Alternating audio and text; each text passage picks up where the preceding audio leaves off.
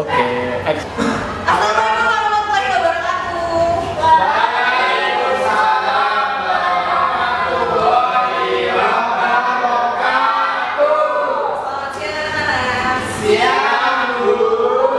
Apa kabarnya hari ini? Alhamdulillah. Hari ini kita ketemu lagi untuk mata pelajaran sejarah. Hari ini kita akan belajar salah satu kerajaan bercorak Islam di Pulau Jawa, yaitu Mataram. Sebelumnya kita akan berbicara terlebih dahulu.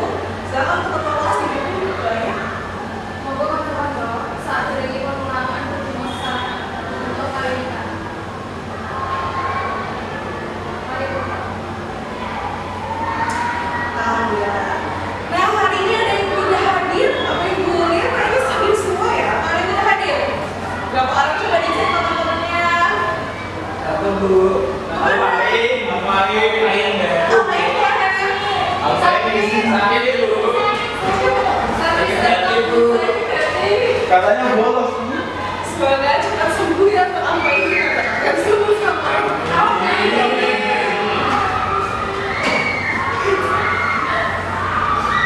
Oke, nah sebelumnya kita akan menyanyikan lagu Garuda Pancasila ini bersama-sama saya kita.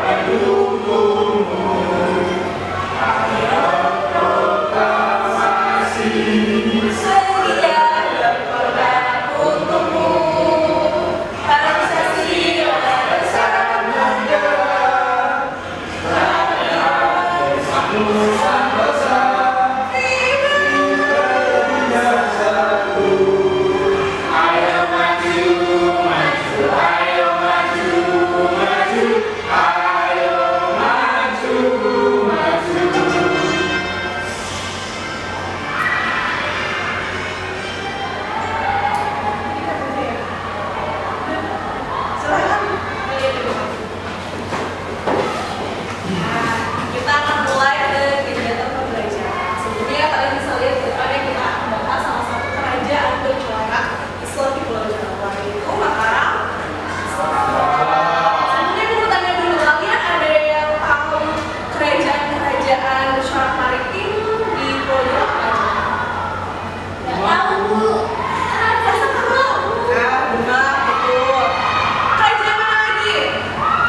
Ada yang tahu? Mataram Islam ini termasuk maritim atau bukan? Nggak tahu, Bu. Termasuk, Bu. Kenapa termasuk maritim? Karena masyarakatnya ada yang bermata pencaharian sebagai nelayan.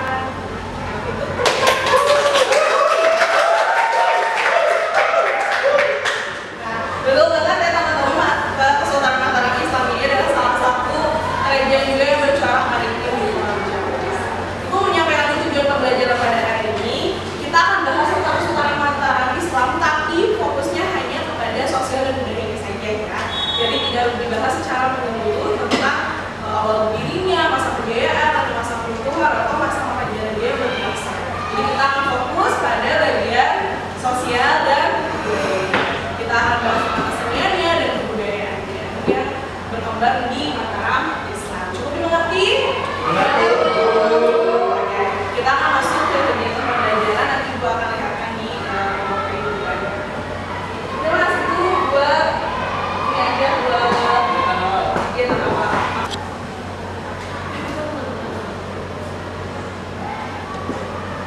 Pusing 15 November ya? Udah? Nah, sekarang kita masuk ke kegiatan pembelajaran.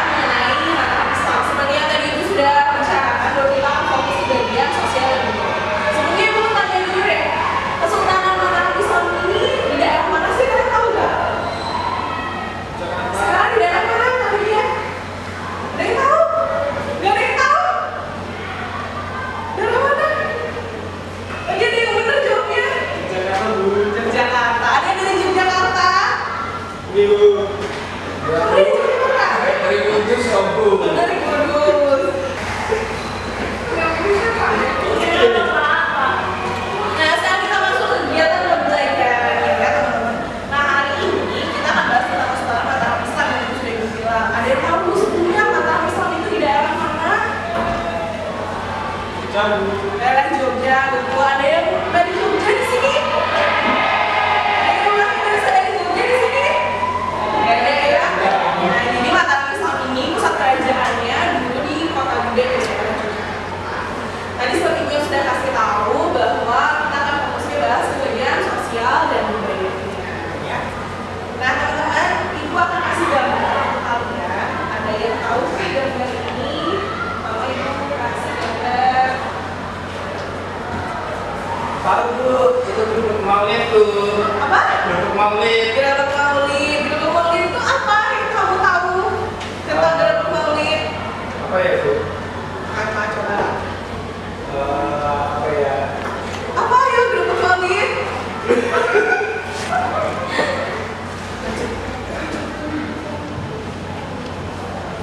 Gerabak maulid. Kita memperingati maulid Nabi setiap tahun tanggal berapa, anak-anak? Ada yang tahu tahun ini kita memperingati maulid Nabi tanggal berapa? 15 September. 15 September. Jadi setiap tahun kita memperingati maulid Nabi. Nah, bedanya peringatan maulid Nabi di Yogyakarta ini rangkaian itu panjang, nggak cuma 1 hari tapi 7 hari ya.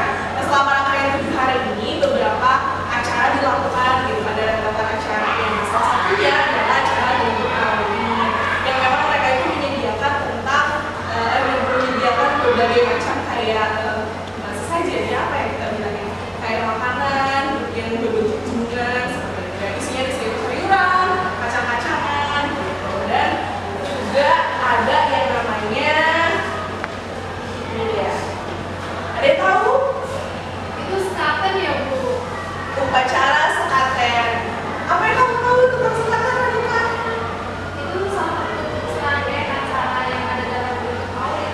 Betul, jadi awal pembukaan dari Gerabak Maulid ini biasanya dilakukan ada upacara sekaten untuk mengawali mulainya acara Gerabak Maulid selama rangkaian 7 hari itu kurang lebih seperti itu. Nah, yang ketiga ini ada yang tahu ini apa? Tari seribu Bu. Tari serimpi. Kamu tahu tari serimpi di daerah mana? Dari Jawa, terutama dari Jakarta. Betul, jadi tari serimpi ini berasal dari daerah Yogyakarta. Nah, tari serimpi ini yang uniknya anak-anak, tari serimpi ini memang berkembang pada masanya Mataram Islam. Jadi pada saat ini digunakan untuk menaikkan raja, menaikkan tahta atau pergantian tahta raja. Jadi biasanya menggunakan tari serimpi. Jadi dibilang tari serimpi ini limited lah ya, limited edition karena mereka ini hanya dipertontonkan pada saat acara raja-raja yang besar saja. Dan berkembangnya juga hanya di masa Mataram Islam pada zamannya Sultan Agung waktu tari serimpi ini. Jadi memang Sultan Agung ini yang membawa kerajaan Mataram Islam ini ke masa kejayaannya. Jadi pada masa Sultan Agung beliau lebih menekankan untuk kemajuan kesenian dan kebudayaan. Salah satunya mengembangkan tari serimpi. Betul, tepuk tangan buat teman-teman.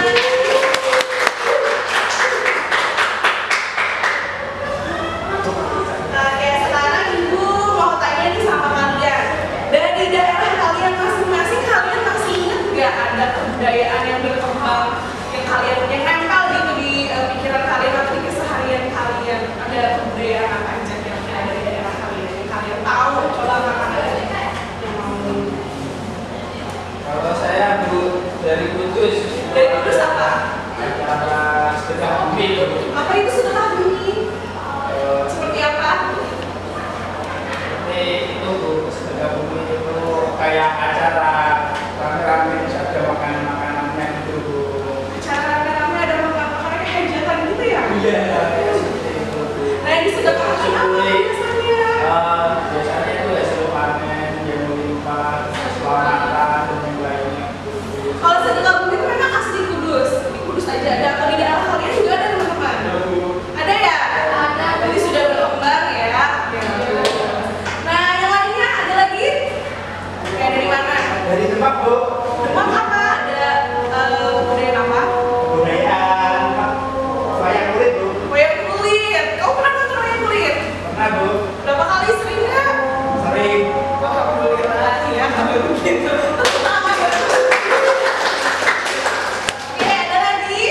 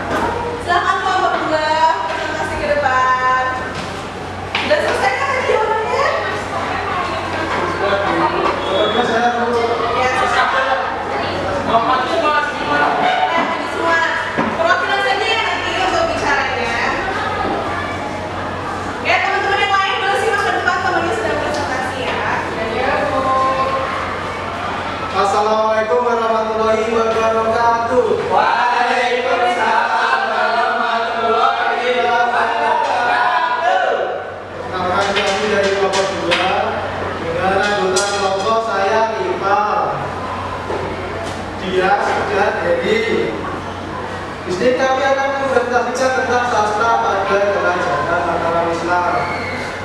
Selama masa hidupnya, Sultan Agung juga menuliskan beberapa pemikirannya dalam beberapa buku serat sebagai berikut. Karya-karya Sultan Agung, serat Nitiprojo kemudian diterjemahkan menjadi kitab tuntunan untuk pemerintahan. Kitab ini ditulis tahun 1630. Secara umum, kitab ini berisi tentang tuntunan bagi seorang pemimpin dalam memerintah kelompoknya. Beberapa poin dalam kitab tersebut berbunyi bahwa seseorang pemimpin haruslah memiliki sikap religius dan humanis, melibatkan ulama dalam mengurus karyanya. Ya, Bu. Tepuk tangan. Terima kasih. Wassalamualaikum warahmatullahi wabarakatuh. Waalaikumsalam warahmatullahi wabarakatuh. Ditanya dulu dong teman-temannya, nggak ada yang mau ditanyakan. Ada yang mau ditanyakan? Gak ada, Bu. Nggak ada, Bu. Oke, silakan ada saudara.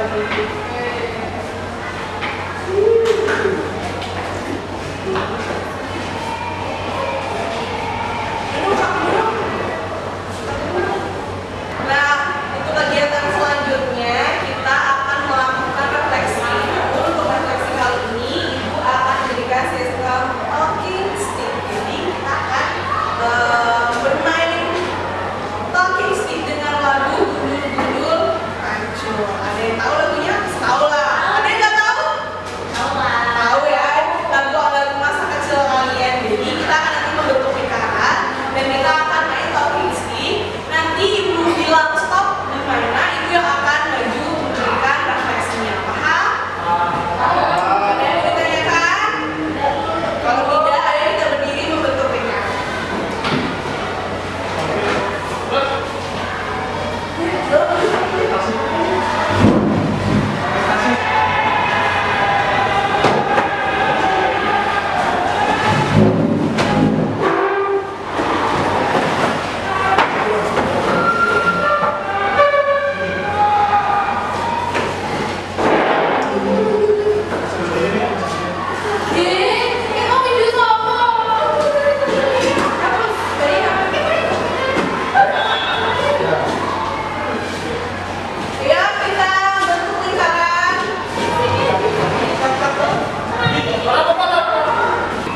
Nah, kalian sudah membentuk lingkaran, jangan ada yang curang. Ibu lihat ya di sini. Nanti kalian akan nyanyi Gundul-Gundul Hancur. Oke, dimulai dari kamu dulu ya. Oke, kita mulai. Silakan bernyanyi. Refleksinya hari ini. Teman-teman silakan duduk.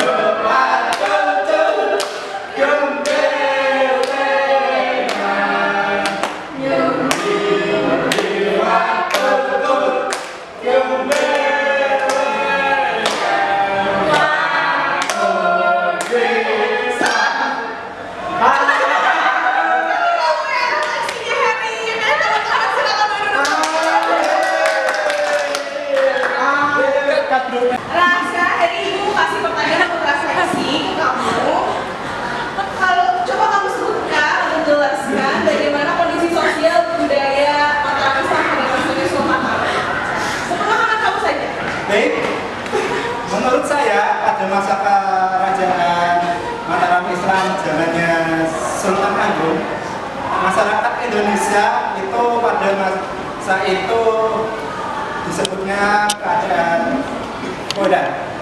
Feodal itu suatu ketika suatu masyarakat ada beberapa elemen, ada yang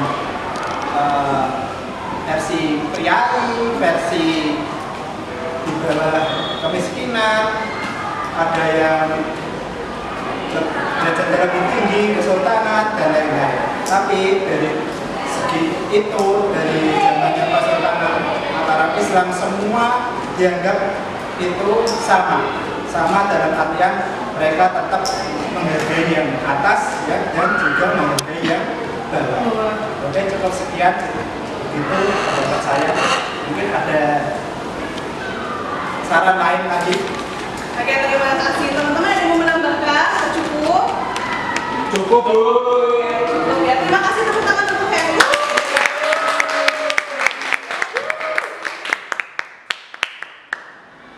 Nah, udah ya? Udah dikata? Siap. Nah, teman-teman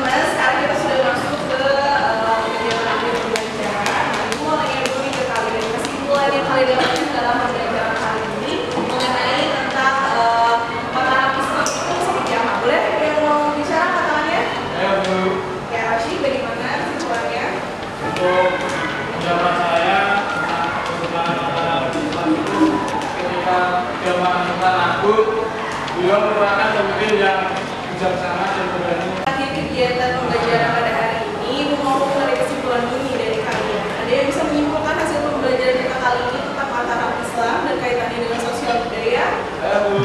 Oke, masih silakan. Ya, tentang sosial budaya di zaman Islam dan mataram Islam, terutama di kepemimpinan Sultan Agung yang anti kolonial dan juga beliau meninggalkan kalangan Jawa seperti kafir, seperti terus pada mulut dan juga menciptakan serat bodi seperti tubuh sinom, tubuh dumo dan sebagainya. Dan juga itu merupakan ada masalah seperti itu. Terima kasih Rashid untuk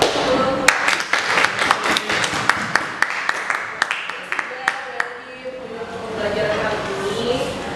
Ibu mau memerintahkan untuk baca bagus terlebih dahulu sebelum kita menutup kegiatan pembelajaran pada hari ini. Silakan Ketua kelas ya. Oke, menurut muncul siap berkualitas.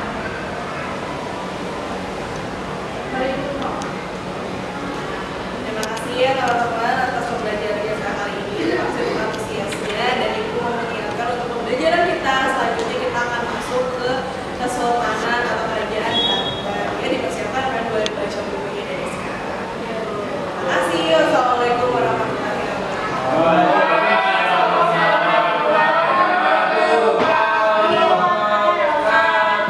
Beri salam.